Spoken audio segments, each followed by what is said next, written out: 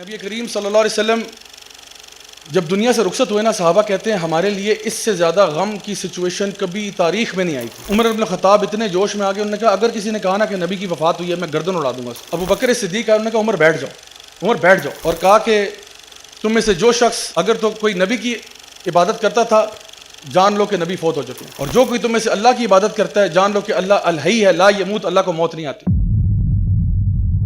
سیدنا بلال نبی کریم صلی اللہ علیہ وسلم کے مؤذن تھے، اذان دیا کرتے تھے۔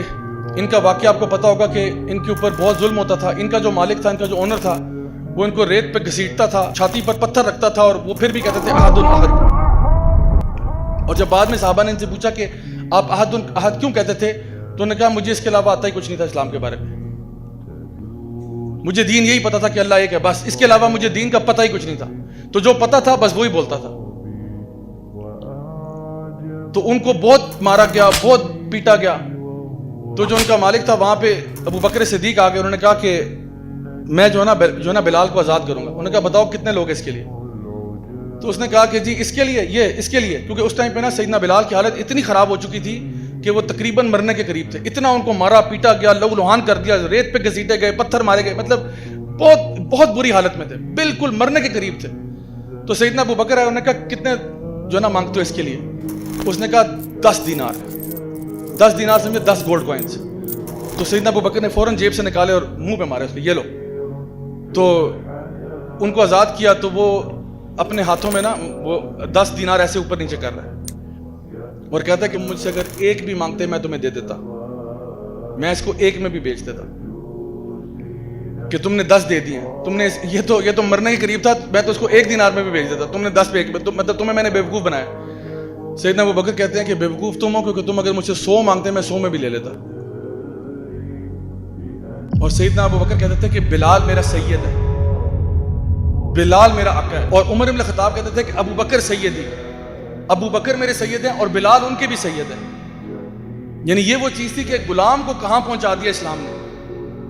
اور آپ کو پتہ ہے کہ نبی کریم صلی اللہ علیہ وسلم جب دنیا سے رخصت ہوئے نا، صحابہ کہتے ہیں ہمارے لیے اس سے زیادہ غم کی سچویشن کبھی تاریخ میں نہیں آئی تھی۔ عمر بن الخطاب اتنے جوش میں آ گئے، انہوں نے کہا اگر کسی نے کہا نا کہ نبی کی وفات ہوئی ہے میں گردن اڑا دوں گا اس کی۔ خبردار کسی نے کہا فوت ہوئے، کہ وہ فوت نہیں ہوئے، وہ چلے گئے ہیں، ابھی کچھ مطلب دیر کے لیے گئے ہیں، جس طرح موسیٰ علیہ السلام گئے تھے بنی اسرائیل کو چھوڑ کے 40 دن کے لیے، وہ واپس آئیں گے، اللہ تعالیٰ نے ان کو ہم سے نہیں اٹھایا۔ وہ نا مطلب جوش میں یہ کہہ رہے تھے، ان کو خود سمجھ نہیں آ رہی تھی وہ کیا بات کر رہے ہیں۔ ابو بکر صدیق آئے، انہوں نے کہا عمر بیٹھ جاؤ، عمر بیٹھ جاؤ، اور کہا کہ تم میں سے جو شخص اگر تو کوئی نبی کی عبادت کرتا تھا جان لو کہ نبی فوت ہو چکے ہیں، اور جو کوئی تم میں سے اللہ کی عبادت کرتا ہے جان لو کہ اللہ الحی ہے، لا یموت، اللہ کو موت نہیں آتی۔ تو لوگوں کو بتایا کہ وہ دنیا سے جا چکے ہیں، لیکن اللہ تو ہے نا ہمارے ساتھ، اللہ تو ہے، لائف ول گو آن۔ تو صحابہ کہتے ہیں سب سے پینفل ڈے ہمارے لیے تھا۔ ظہر کی نماز کا وقت آیا، سیدنا بلال نبی کی مسجد پہ چڑھ جاتے ہیں اذان دینے، ایز پر یوزول اذان دینے گئے، اللہ اکبر اللہ اکبر اللہ اکبر اللہ اکبر، اشہد ان لا الہ الا اللہ اشہد ان لا الہ الا اللہ اشہد ان محمد، آگے نہیں بول سکے۔ دوبارہ سٹارٹ کیا، دوبارہ اشہد ان محمد پر، پھر رک گئے، تیسری دفعہ سٹارٹ کیا، پھر رک گئے۔ آپ کا معمول پتہ کیا تھا؟ جب بھی آپ اذان دیتے تھے نا تو آپ مسجد نبوی میں مسجد کے اوپر چڑھ جاتے تھے، اذان دیتے تھے، لاؤڈ سپیکر تو نہیں تھے، تو مسجد کے اوپر چڑھ کے اذان دیتے تھے، اور نبی کریم صلی اللہ علیہ وسلم کا حجرہ بالکل نیچے تھا، تو اشہد ان محمد پر نیچے دیکھتے ہوتے تھے، اذان دیتے ہوئے نیچے دیکھتے تھے، اور نبی کریم صلی اللہ علیہ وسلم اکثر یہ ہوتا تھا کہ اشہد ان محمد پر باہر نکلتے تھے۔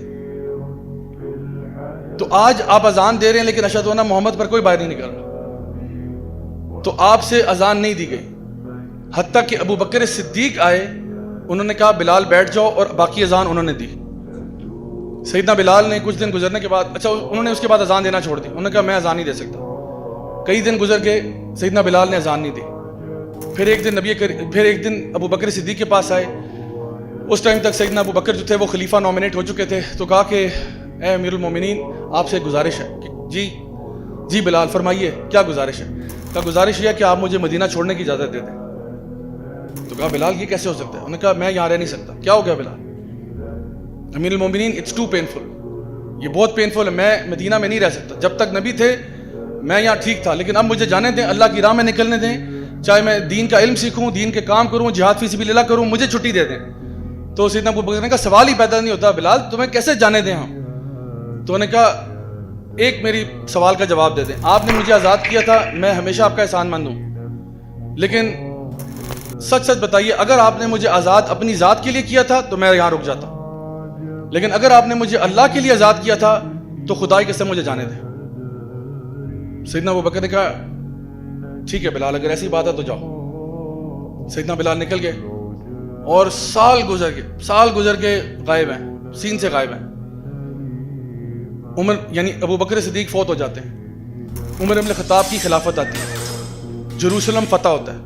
وہ واقعہ یاد ہے نا جو اونٹ کے اوپر آپ نے اپنے غلام کو بٹھا کے خود پیدل چلے تھے, تو وہاں چلے جاتے ہیں, جروسلم فتح ہوتا ہے, مسلمانوں کے ہاتھ آتا ہے. اس دن سیدنا بلال جروسلم میں تھے, وہ ادھر ہی تھے, بیت المقدس میں تھے. تو صحابہ نے جب دیکھا کہ جی جروسلم مسلمانوں کے ہاتھ آ گئے, سب نے کہا بلال کہاں ہے, بلال کہاں ہے. کہا سیدنا بلال آپ اذان دے دیں.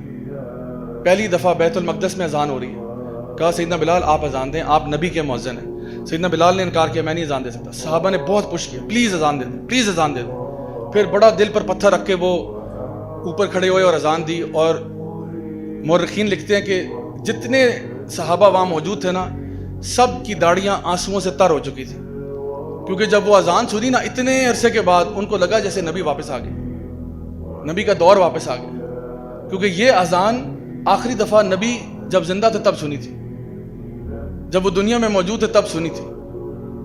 تو اب دوبارہ سن رہے ہیں تو سب کے دل لرزے ہوئے تھے, سب رو رہے ہیں.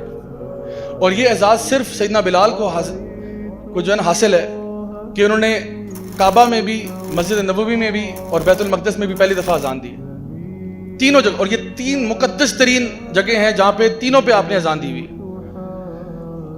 اچھا اس کے بعد کیا ہوا, آپ اذان دی, آپ بھی ایموشنل ہو گئے, ظاہری بات ہے. آپ وہاں سے نکل کے ڈماسکس چلے گئے, سیریا چلے گئے. سیدنا بلال سیریا چلے گئے ڈماسکس میں, کئی عرصہ وہاں گزر گیا. ایک دن کہتے ہیں رات کو میری خواب میں نبی کریم صلی اللہ علیہ وسلم آئے اور کہتے ہیں کہ بلال کیا ناراض ہو میرے سے, اتنا عرصہ گزر گیا تم آئے نہیں مدینہ. تو سیدنا بلال کہتے ہیں کہ مجھ سے رہا نہیں گیا, میں نے نہ ادھر دیکھا نہ ادھر دیکھا, کچھ نہیں دیکھا, میں بس بھاگا مدینے کی طرف کہ اب تو نبی خواب میں آ گئے. کہتے ہیں میں مدینہ پہنچا, سیدھا روضہ رسول پر گیا اور کہا کہ میں آ گیا ہوں یا رسول اللہ, میں آ گیا ہوں واپس. اور کہا کہ میں آپ کو نہیں بھولا, میں آپ پر درود بھیجتا ہوں, آپ پر سلام بھیجتا ہوں, آپ کے فیملی کے لیے دعائیں کرتا ہوں, میں آپ کو نہیں بھولا. اچھا آپ وہاں پہ روضہ رسول پہ ہیں, رو رہے ہیں. اتنی دیر میں نا کسی نے جا کے یہ خبر سیدنا حسن اور حسین رضی اللہ عنہما کو دے دی کہ بھئی سیدنا بلال آئے. میں کیونکہ کسی کو بتا کے تو آئے نہیں تھے, پہلے سے اعلان تو کروایا نہیں تھا کہ میں مدینہ جا رہا ہوں, وہ تو بس اٹھے اور بس پہنچ گئے. تو سیدنا حسن اور حسین نے دونوں نے ہاتھ پکڑ کے کہا کہ سیدی آج اذان آپ دیں گے. اور آپ یقین کریں کہ اتنے عرصے بعد سیدنا بلال نے مدینہ میں اذان دی. اور مورخین اور محدثین لکھتے ہیں کہ کوئی ایک آنکھ بھی اس دن آنسوؤں سے خالی نہیں تھی. لوگوں نے جب اذان سنی نا انہوں کو لگا جیسا کہ نبی کریم صلی اللہ علیہ وسلم مدینہ واپس آ گئے. آپ سوچیں کہ یہ وہ صحابہ ہیں جو نبی پر جانے دیتے تھے, یہ وہ لوگ ہیں جو سٹرینجرز تھے, یہ وہ لوگ ہیں جو اپنے دین پر قائم تھے. اور اللہ رب العزت نے ہمارے لیے یہ بات بتا دی ہے کہ قل ان کنتم تحبون اللہ فاتبعونی یحببکم اللہ ویغفر لکم ذنوبکم. کیا تم اللہ سے محبت کا دعویٰ کرتے ہو تو پیارے نبی کی اتباع کرو, نبی کی پیروی کرو. اور آپ اگر صحابہ کی زندگی اٹھا کے دیکھیں, آپ یقین کریں ہمیں اپنے اعمال پہ شرم آتی ہے کہ ہمارے کیا اعمال ہیں, صحابہ کا طرز عمل کیا تھا, کتنی نبی سے محبت کرتے تھے. لیکن ایک خوشی کی بات یہ ہے کہ نبی نے فرمایا تھا کہ جو جس سے محبت کرتا ہوگا اسی کے ساتھ اٹھایا جائے گا. صحابہ کہتے ہیں جس دن ہم نے یہ حدیث سنی نا, ہمارے لیے وہ دن ہمارا عید کا دن تھا. یعنی اس دن ہماری عید تھی, کیونکہ اور ہماری خطائیں اپنی جگہ, ہمارے گناہ اپنی جگہ, ہمارے مسئلے اپنی جگہ, لیکن ہمیں رائی برابر بھی شک نہیں تھا کہ ہم نبی کریم صلی اللہ علیہ وسلم سے محبت کرتے ہیں. ہمیں یقین تھا کہ ہماری محبت نبی کے ساتھ سچی ہے. اور اس لیے جب انہوں نے یہ کہا نا کہ ہر بندہ اسی کے ساتھ اٹھایا جائے گا جس سے محبت کرتا ہوگا, تو ہمیں اس بات پہ خوشی تھی کہ انشاءاللہ ہم نبی کریم صلی اللہ علیہ وسلم کے ساتھ اٹھائے جائیں.